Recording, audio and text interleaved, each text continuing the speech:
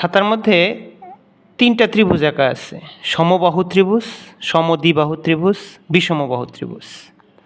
সমবাহু ত্রিভুজ, যে ত্রিভুজের 3টা বাহু সমান তাকে বলে সমবাহু ত্রিভুজ।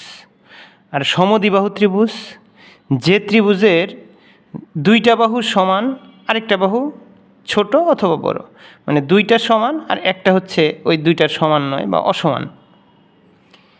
আর বিষমবাহু মানে হচ্ছে 3টা বাহুর একটাও সমান নয়, এটা সবচেয়ে বড় বাহু, এটা তার থেকে একটু ছোট, এটা তার থেকেও একটু ছোট, বিষমবাহু ত্রিভুজ। সমবাহু ত্রিভুজ, সমদ্বিবাহু ত্রিভুজ, সমদ্বিবাহু মানে হচ্ছে 2 বাহুর সমান থাকবে আর এক বাহু ছোটও হইতে পারে বড়ও হইতে পারে। আর একটা হচ্ছে বিষমবাহু ত্রিভুজ।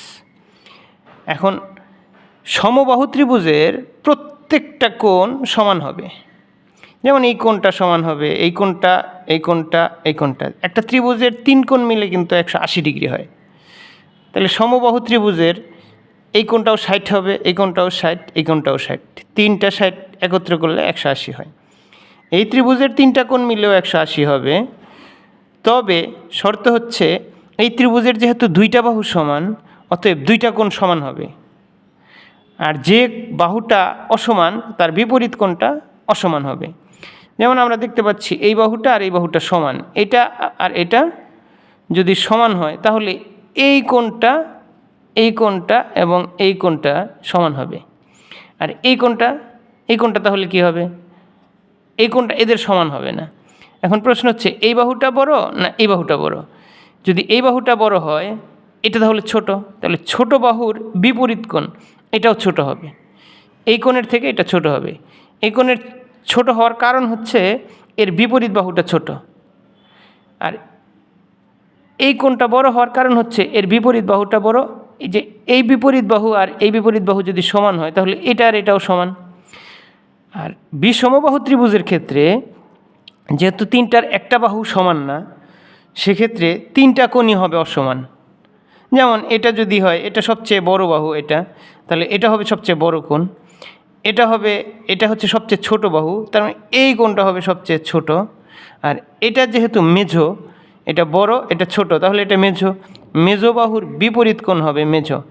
যেমন আমি যদি বলি এটা যদি 70 হয়, সাপোজ এটা যদি 70 হয় তাহলে এটা হবে 60 আর এটা হবে 50, এটা 50। কারণ বিষমবাহু ত্রিভুজের মানে যদি বাহু সমান না থাকে সেক্ষেত্রে কোনো কোণই সমান হবে না। আর এই ত্রিভুজের 2টা কোণ সমান হবে কারণ এর 2টা বাহু সমান। যে 2টা বাহু সমান তার বিপরীত কোণগুলো সমান হবে। যেমন এই বাহু আর এই বাহু সমান, এটার বিপরীত বাহু, এটার বিপরীত কোণ যদি এটা যদি 80 হয় তাহলে এটার বিপরীত এটাও 80 হবে। তাহলে 80 আর 80 160, 3 কোণ মিলে তো 180 হওয়ার কথা, তাহলে 80 80 160 আর এটা অবশিষ্ট হচ্ছে 20। আচ্ছা, এটা যেহেতু সমবাহু ত্রিভুজ, এর 3টা বাহুই সমান, 3টা বাহু সমানের চিহ্ন অনেক সময় এইভাবে দেওয়া থাকে, 3 বাহু সমান, তাহলে 3টা কোণই সমান হবে। 3 কোণ মিলে যেহেতু 180 ডিগ্রি হয় সেক্ষেত্রে এটা 60, এটাও 60, এটাও 60। সমবাহু, সমদ্বিবাহু এবং বিষমবাহুর কোণ নির্ণয় এভাবেই করতে হয়।